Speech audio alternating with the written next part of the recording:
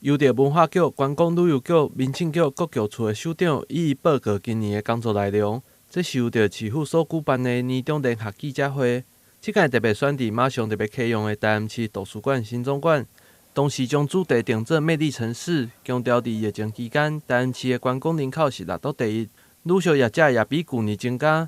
同时，无形文化甲各种的文化建设也带动了地方的发展，互台南持续来成长。今年度的一个观光的表现，事实上大家有目共睹，不管是旅客住房率或是景点到客率，事实上也都有相当好的成绩。我们感谢同仁的努力，更感谢市民的支持，也感恩我们来自外地的观光客各位好朋友对于探索这座台湾最古老的城市他们的一个表达的一个高度的兴趣，以及他们的前来表示高度的满意。那我们真的是用一个非常谦卑的态度，也希望说，在接下来的这个新的年度里面，台南的观旅跟文化，我们不不走捷径，不抄小路，我们还是要一步一步、一层一层的把这个整个的文化观光建构好。我们不会因为国旅爆表就降低品质或是任意抬价。我们也不会因为这个许多文化建设受到一些阻挠，我们就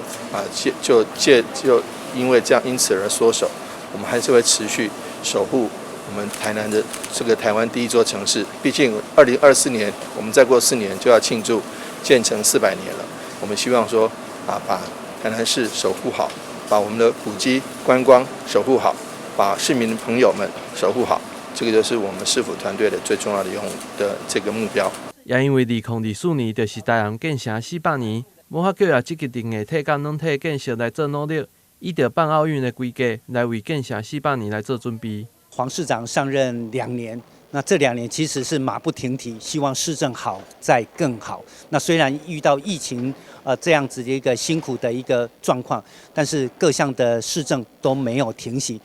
文化当然也是如此，尤其即将面临2024，就是台南市的400年。那黄市长非常的重视，所以很多的这些政策目标，其实都放在2024。譬如说，像我们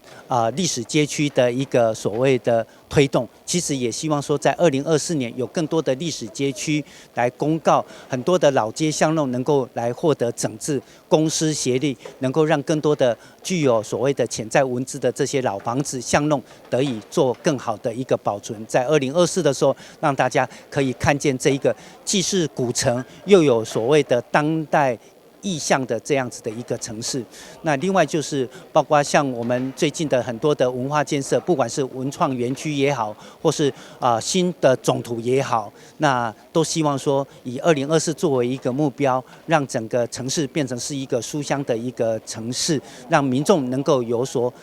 感受到说，那即将到来的台南400年能够呈现给大家的一个新的风貌。原民会甲客委会主委姚天明表示，今年因也全力来推动台南市原住民甲西拉雅族的风华，搭配当下成立的客委会推动客家文化，让台南市的文化呈现更加多元。未来也将打造原住民创意中心，建立南台湾原住民产业的通路甲据点，预计伫2022年的5月份来完工。台南新闻郭博义采访报道。